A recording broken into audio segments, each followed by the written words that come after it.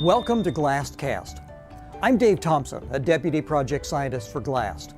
For a while, we've been telling you about all the great things this revolutionary telescope will do. Well, we're elated. GLAST is now in space. It has a new name, and it's keeping us very busy. Liftoff of the Delta rocket carrying GLAST, the Gamma-ray telescope. Last June, GLAST rose from a Florida launch pad on board a Delta II rocket and thundered into the sky. Launch day was very exciting. That ride into space was the mission's riskiest and most dramatic moment.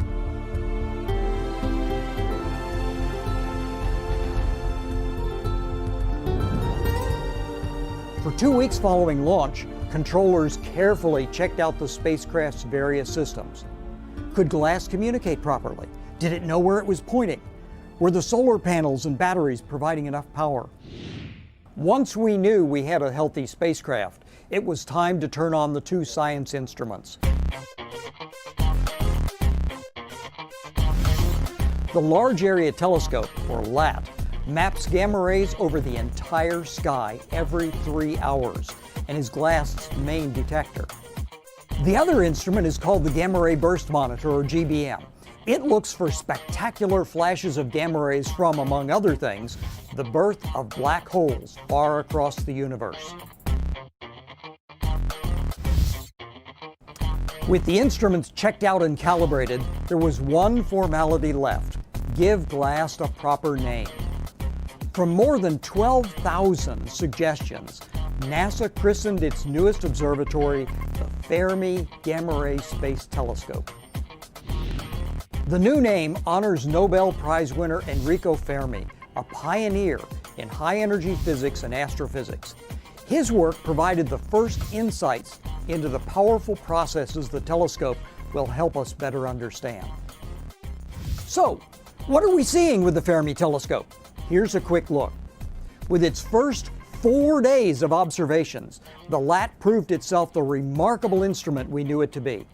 A detector on an earlier satellite took more than a year to record this level of detail. Much as a painter's brush adds life to a scene with each stroke, the LAT adds another layer of detail with every orbit. This bright band is the Milky Way, the plane of our galaxy. These gamma rays arise when high-velocity particles called cosmic rays collide with gas atoms in the galaxy's disk. A small fraction of these gamma rays may come from the mutual annihilation of exotic particles. Scientists have proposed such undiscovered particles as a possible explanation for mysterious dark matter. With our gamma ray vision, some sources glow especially brightly.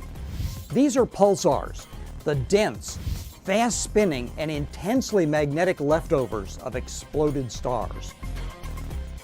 The Vela pulsar is the brightest persistent source in the gamma ray sky.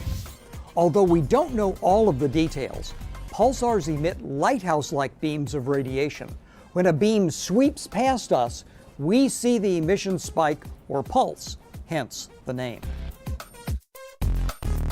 This animation of LAT images shows the on-again, off-again nature of the Vela pulsar. Its gamma rays actually cycle about 20 times faster than shown here. Most of the 1800 pulsars we know about were first identified by their radio emissions, but not this one, named Geminga. It was confirmed as a pulsar by X and gamma ray satellites. We suspect that there are many other radio-quiet pulsars like it. Their radio beams don't intercept the Earth, but their gamma ray pulses do. In fact, Fermi has already found one. It lurks in this expanding shell of gas, shown here at radio wavelengths, formed when a star exploded about 10,000 years ago. The shell is a supernova remnant called CTA-1.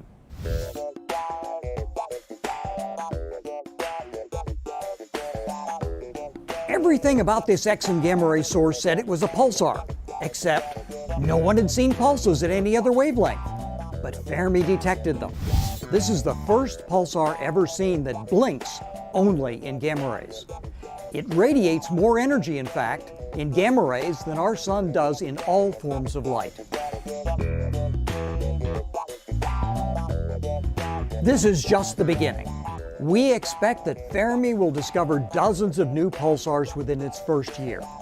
The telescope is also giving us new insights into gamma ray bursts and the massive jets that erupt from distant galaxies. Stay tuned. The mission of NASA's Fermi telescope is just getting started.